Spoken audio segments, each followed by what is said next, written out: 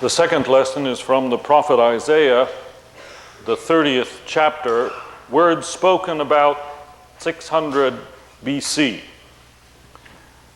For thus says the Lord God, the Holy One of Israel, in returning and rest you shall be saved. In quietness and in trust shall be your strength. But you refused and said, no, we will flee upon horses, and therefore you shall flee. And we will ride upon swift steeds, therefore your pursuers shall be swifter. 1,000 shall flee at the threat of one, at the threat of 5 you shall flee, until you are left like a flagstaff on the top of a mountain, like a signal on a hill. Therefore the Lord waits to be gracious to you, therefore he will rise up to show mercy to you. For the Lord is a God of justice, and blessed are all who wait for him. They were a waning power. The glory days were gone. The once united and proud nation had become fragmented into competing interest groups. Rival political leaders scratched and clawed for their corner of the power. The rift between affluent and poor was growing. Violence marked the darkened streets at nightfall. Competing religious claims sapped the strength and morale of the country. Even worse, a growing and barbaric military power to the east was making aggressive noises. There was nervous talk among the people. Councils of state met late into the night. And I'm sure that faces around the evening dinner tables throughout the land wore a tense and foreboding look. What to do? How to come to grips with the impending danger? Where was there a way out of this terrible straits? Where to turn in the face of their anxiety and uncertainty? These were the questions that pressed upon the people of Israel well over 2,000 years ago. The world hasn't changed all that much, has it? One of the friends who traveled with us to Israel last November put it this way. He said, it seemed to me the experience over there moved on 2 levels. One was the ancient history that you literally walk into and relive. And the other is history in the making, right before your eyes, the dilemma of Israel and the Arabs.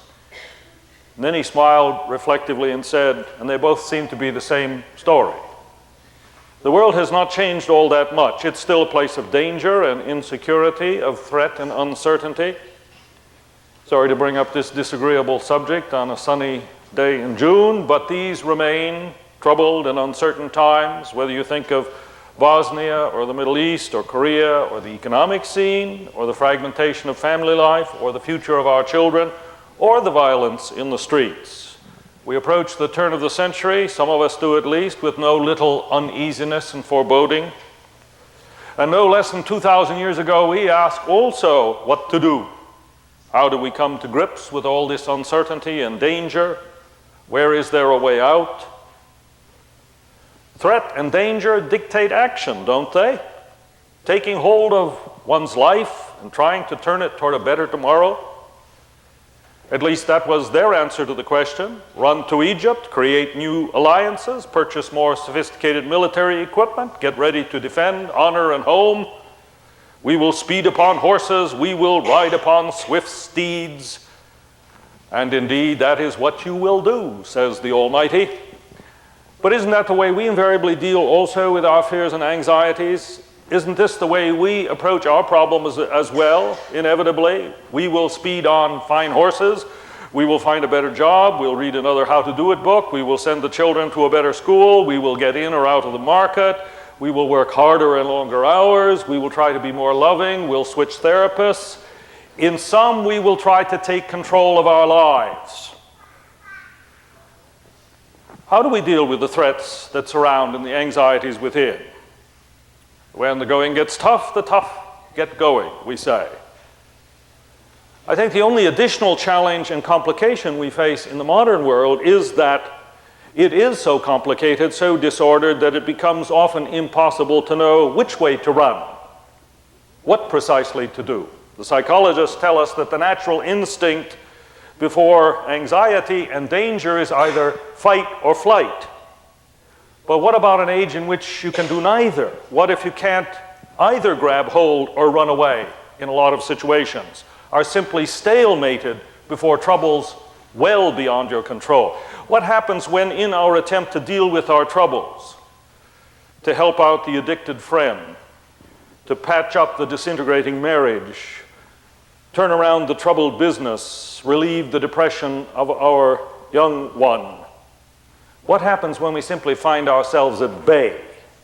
The anxiety rises, the adrenaline is up, but there's no place for it to go except here. Except to sit on our anxiety with no horses to ride, stuffing it until we are no longer aware of what it is doing to us, eating away inside. Did you know that the human animal is the only one that can get ulcers unless they are artificially induced? There's a Chicago researcher down at the university specializing in ulcer research who wrote some time ago that his laboratories have had to abandon the use of dogs in their experiments because dogs simply are not driven enough. They refuse to get tense and worry, and if you inflict an ulcer upon a dog by artificial means, this doctor writes, he will sit down and placidly cure himself within a few days by refusing to be bothered by anything. But what is the meaning of much of the heart disease and emotional illness and alcoholism and marital breakdown and drug abuse if it is not anxiety that has no place to go, nowhere to ride? They at least had swift steeds to mount.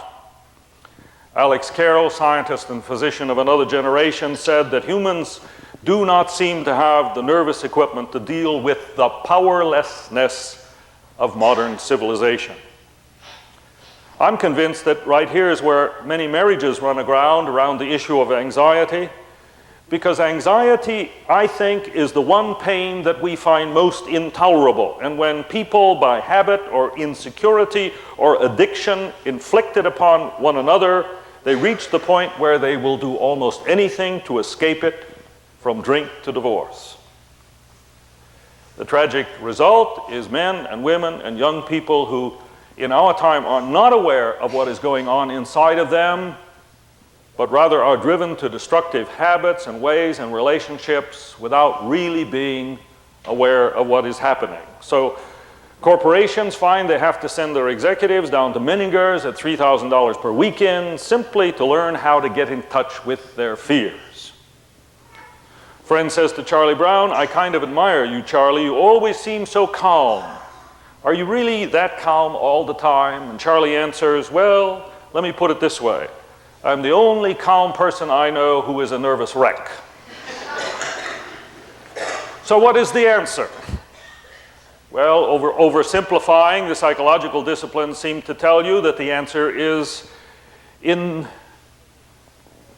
resting and relaxing. That is, in learning to give up the tense inner and outer control of things and take life a bit easier. Theodore Isaac Rubens, in his book Inner Peace in an Age of Anxiety, writes, "I don't know exactly when or how it began, and for a long time I certainly didn't know why, but some years ago I found myself, instead of saying goodbye to my friends, invariably saying, 'Take it easy.' I realized that while I was trying to tell others something, the major message was really to myself, to stand up against the interior tyranny which told me to keep punching." But I suspect this approach to the problem is more superficial, less profound than our old word from long ago. Clearly, the capacity to relax, let go a bit, give up our controlling ways is essential if we are to deal effectively with our anxieties, if we're to come to some peace of mind and heart, if we are to live and work effectively in an increasingly uncertain world. By the way, if you don't agree with me that this is the way the world is going, I suggest you wait until you get a little bit older. Some of you already have. I think you will discover that growing older in and of itself makes your world less secure, not more.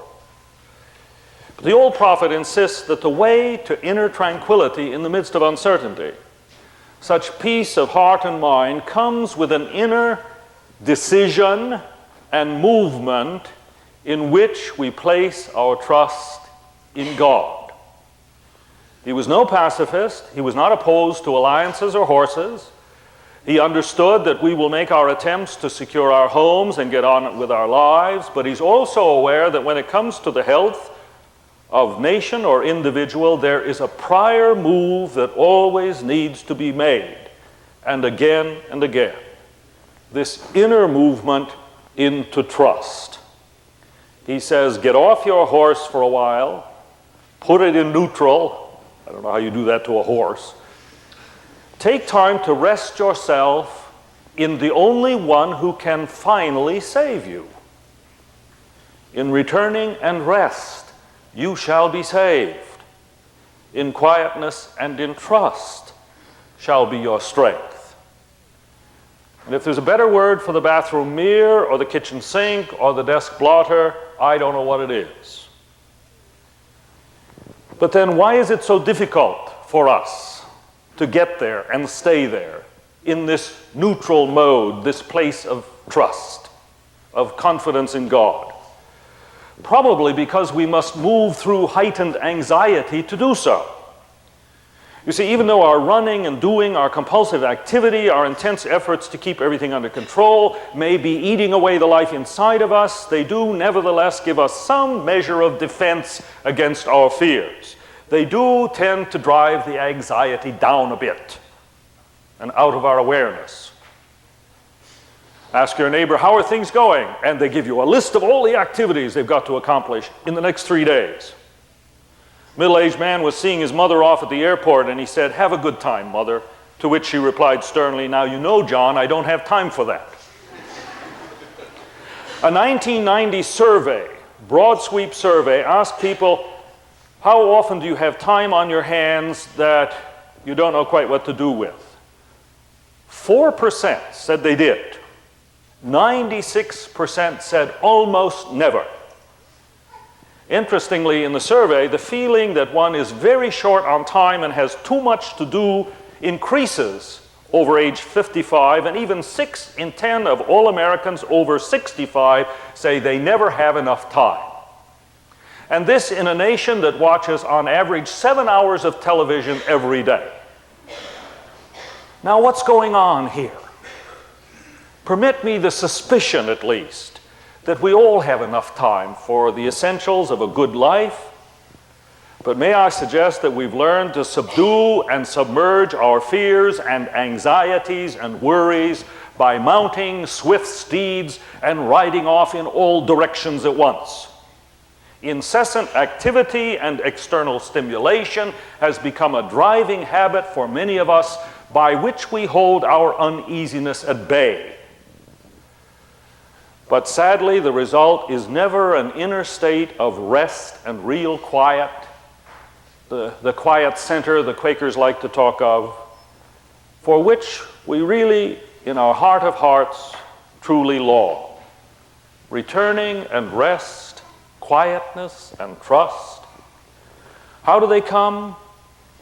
They come only as we first face up to the reality, square in the face, that for all our noble effort and busy endeavor, life is ultimately beyond our control. They come only as we face the fact, with all the anxiety that it invokes, that we cannot determine tomorrow. And it's only as we let go and fall right into the uncertainty and the unknowing and the uncontrolling that we discover that in fact we fall into the arms of a loving God. Why do you think this great and ancient tradition felt it imperative to command a people not to work for one whole day every week? Unheard of in any of the other cultures around, where people scurried and scrambled every daylight hour to hold off the darkness of death and starvation and defeat. Commanded precisely because it was their temptation also, and it still is. Will the business, the profession, the marriage, the kids survive if we let up at all? If we let go at all? Keep the Sabbath, take time out, was an experience in which they moved through anxiety to trust. Scared to let go on one day, But having done that, they learn something rather marvelous. The next day does in fact come. Robert Raines liked to describe it this way. He tells of canoeing down a river in Michigan with his kids, with Nancy and Ben, 6 years old, 5 years old. He said it had been a while since he'd negotiated a fast-flowing stream in a canoe, so for the first few minutes, as the current caught them and whipped them around, he found himself shouting at Nancy, "Paddle on the right side. No, paddle on the left side. We're going to turn over." Shouting at Ben, "Don't grab that branch." We were trying to maneuver the canoe around this rock and past that branch until I finally, in sheer fatigue and despair, sat back and let the canoe take its own head and follow the current of the stream. And then I discovered something rather marvelous. With a little stroke here and a little push there and a bit of finesse and timing, it was possible to trust and negotiate that river. Then he goes on to say, if we think of our lives like the flow of a river, we realize there is a timing and tide in our being and in our relationships, and we discover again and again that no matter how hard we try to cover for every possible contingency, the plans of mice and men and you and me can and do go astray. And the coming future, with its novelty and spontaneity, outwits us again and again with its strangeness and its unpredictability. So we really do need a deep confidence of the Spirit, enabling us to trust the process. And when we come really to believe deep down inside that the flow of our lives, the underlying currents that are moving in and about us, are not against us but for us, that the Spirit of God is literally in the flux and movement of our lives, then it becomes possible for us to go with the flow of everything, and gradually we are able to accept the providential character of life and be at peace. Lincoln once said, "If I could not trust in a God who finally works his will in the lives of men and nations, I would go down in despair and defeat." This is what the movement of trust, the courage to let go, brings us. The confidence that while everything is not in our hands, it is in His, and we are not alone in the struggle to secure the nation or the business or the rearing of the kids, the struggle to save the marriage, to keep body and soul together. In returning and rest, in quietness and in trust, shall be your strength. That's the other thing we discover. When we learn to let go and learn to trust, we are not reduced to apathetic passivity. We are energized and geared up for action. You see, pressing too hard, whether in tennis or in life, can be counterproductive, depleting, destructive. Homely example. The composer Johannes Brahms, late in his years, once confided to a friend, recently I started several things, symphonies and so on, but nothing seemed to work at all. So I finally thought, well, I'm really too old for this stuff, and I resolved with great determination never to compose another note. I reflected on the fact that I had all my life been sufficiently industrious and I had achieved enough. Here I had before me a carefree old age, and I could enjoy it in peace. And that thought made me so happy, so contented, so delighted, that all at once the music began to flow and the writing began to go. And after that moment, he composed some of his more profound works. And in a more profound sense, this is what the ancient word is asking of us. The reality that when we turn aside and stop down and wait a bit and let go of the frenzy and effort and move through the initial anxiety that may then come into the quiet, inner resources, strength like the strength of God does in fact come. Dietrich Bonhoeffer, trapped in a Gestapo prison in Berlin, and I can't begin to imagine what the anxiety and uncertainty of that situation must have been in 1944, writes to his friend Eberhard Bethke, "I believe that God gives me all the power I need to resist in times of distress, but I've discovered He never gives it to me in advance, lest I should rely on myself and not on him alone. But I find that a faith like this allays all my fears of the future. So, my friends, I press it on us again this morning, this simple ground word. We will always live in a dangerous and uncertain world, whether we think of the scene that confronts us in the morning paper or the unexpected that may fall upon us tomorrow. And we react first and foremost with anxiety and activity. But as we learn to face the reality that we can neither predict nor completely control and give it over into the hands of God, we find that he gives it back to us, this life, to live with inner calm and competency and strength.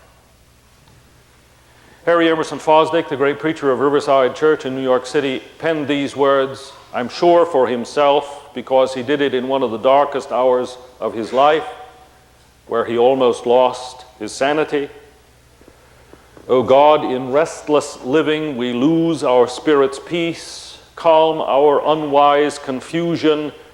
Bid thou our clamor cease. Let anxious hearts grow quiet like pools at even still, till thy reflected heavens at last our spirits fill. Teach us, beyond our striving, the rich rewards of rest. Who does not live serenely is never deeply blessed. We grow not wise by struggling, we gain but things by strain. O beautify our spirits in restfulness from strife, enrich our souls in secret with thine abundant life. So write it upon your heart this day. In returning and in rest, you will be saved. In quietness and in trust shall be your strength. Amen.